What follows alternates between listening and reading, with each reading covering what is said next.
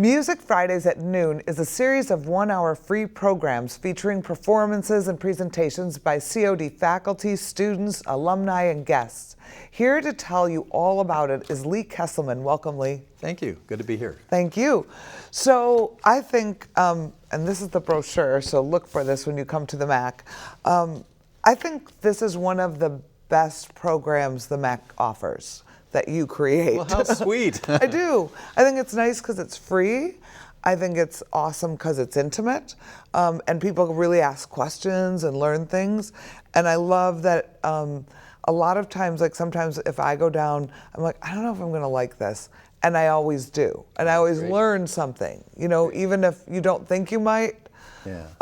It's well done. So congratulations. Thank you. Thank you. So can you tell people a little bit like what to expect? Sure. Well, what to expect is something different every week. Right, People hate hearing that, but it's actually true. What we've tried to do is design weekly programs that show the broad spectrum of what the musical life might be like. Mm-hmm. So with our own faculty, it's a way to spotlight people who are teaching, and people get a chance to meet them as performers. With our own students, it gives them a chance to perform. So you might hear a recital or a program of either student or faculty, or events that faculty are involved in. So those are the more pure, just come and here's some music. And it'll be all different styles depending on the week, but it spotlights our music department, our teachers, and our students. The alumni events are a little bit different. Sometimes they tell us what they've done since they left here, and that gives our students an idea of, oh, you know, there is life after college at DuPage. How exciting is that? But most of them perform, or they talk about what they do. We've had sound designers who've come in and they've played clips of music they've written for commercials or for theater or for film. And sometimes they come in and they sing if they're singers, or they perform on the guitar or trumpet or something like that. And then the guests, again, all over the map. Sometimes performers, sometimes groups, sometimes individuals, and often people who are presenting a side of music that you might not see if you just went to a concert. So for instance, this last week, we had Dr. Mary Lynn Doherty, who's a music education professor at Northern Illinois University, and she came to talk about music education as a way of life. Now, for our students who want to go into music education, it was like career day. Right. But the strange thing to me was we had not only our students who might want to go into music education, we had community people who came just to hear someone talk about music education. And I think what that proves is that people are innately curious about some of these subjects. And some will come more to the concerts and some will come more to the talks, but they come for lots of different reasons, and we try to present things that appeal to all those different facets. You know, one of my favorites was you had the concert master from the CSO, or assistant concert master violinist, and he played his show, and that was great. And then one of the students asked, what do you do to warm up? Right. And when he got into doing the finger exercises and he's showing people and I'm trying to do it, I'm like, how in the world? I can't even do one, my fingers were cramping. Right. I love it when, I love the after, the talk and the questions, because you don't often get to do that with artists. That's right. And I think that for us is also fun as teachers, is to see what kinds of questions come up. And sometimes it's a question that the questioner thinks, oh, you know, if this were a bigger theater, I would never ask this question because it's just too obvious. Or maybe some people always say, I think this is a stupid question, but, and invariably, it not only tells us what people don't know about the arts, but also how much more interesting stuff is behind the scenes. And as you said, it's an intimate thing. We do it in a classroom. The classroom can seat, we've had as many as 150 people come to these events. Right.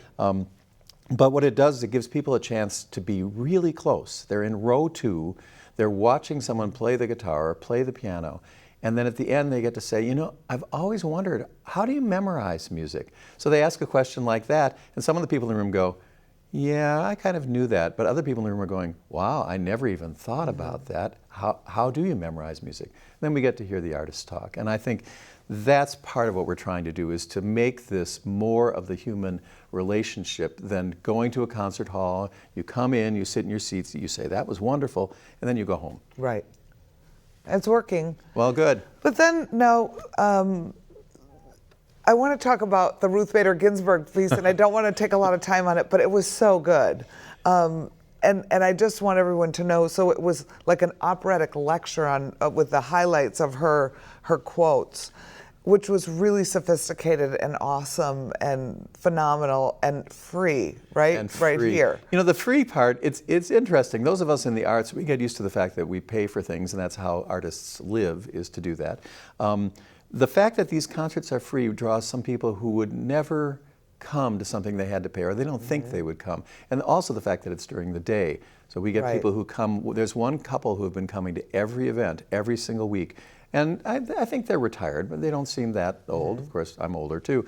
But they come and they said, this is part of our retirement thing, is that we go to this event and then we have lunch with a nice glass of wine and then we take our nap on Friday afternoons. And that just moves me so much because it says this could be a part of everyone's life. Everyone could enjoy the arts if they just thought they were close enough. But the Ruth Bader Ginsburg project was one that I feel very, very, very strongly about, and I'm so glad we were able to get them to come. Patrice Michaels is a soprano and a composer, and Kwang Hao Kwang, I got his name wrong, I'm sure, is the pianist. And Patrice is the daughter-in-law of Ruth Bader Ginsburg. She's married to Ruth's son, Little Jimmy, as they say in the movies.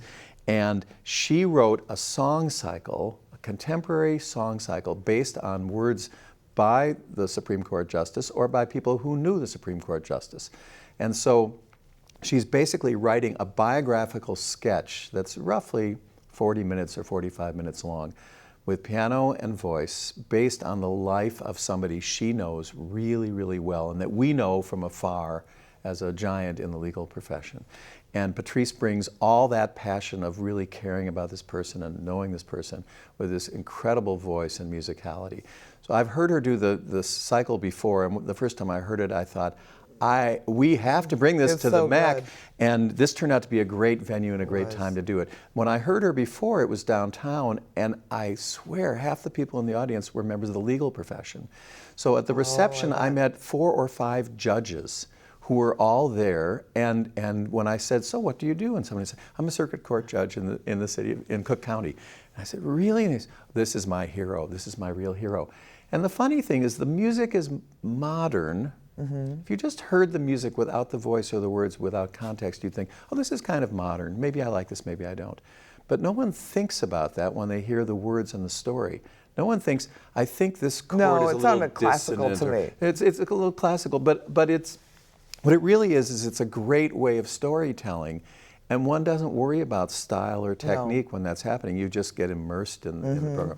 I've seen this before. I have the CD of it, which is put out by CDs, and I probably have heard it 5 or 6 times, and I heard new things this time I've never heard before. And I think that's part of the beauty of what we call the classical arts, is that you can experience them for the 2nd or the 3rd or the 10th time, and that Beethoven 5th Symphony will live in a new way because you're ready to receive it in a different way. And that's not true of all the arts. It's true of some of them, but certainly the arts that endure are the ones that you can just keep going. Now I bet the hip-hop lovers would say the same thing. Absolutely, and I would say the same thing about hip-hop, some hip-hop artists, and certainly I'd say the same thing about country music artists and my favorite artists in every genre. I can hear Roseanne Cash sing the same song over and over again, and sometimes have, or Rhiannon Giddens, or one of those people. And each time it has something new to say because I'm in a different place from where I was, and because she's in a different place from the place she was when she first wrote the song. It's true. Yeah. Lee, thank you for coming. My pleasure. Well, if you want to come to a Music Friday at noon at the MAC, they are on Fridays. They are at 12 noon. I say this because we get this question often. They're at the MAC. They're free. So for a detailed schedule, please visit atthemac.org, and you can read and see which ones appeal to you, and we hope you'll come and visit us. That's all the time we have for today. Thank you for watching. We look forward to seeing you at the theater and next time on Backstage Buzz.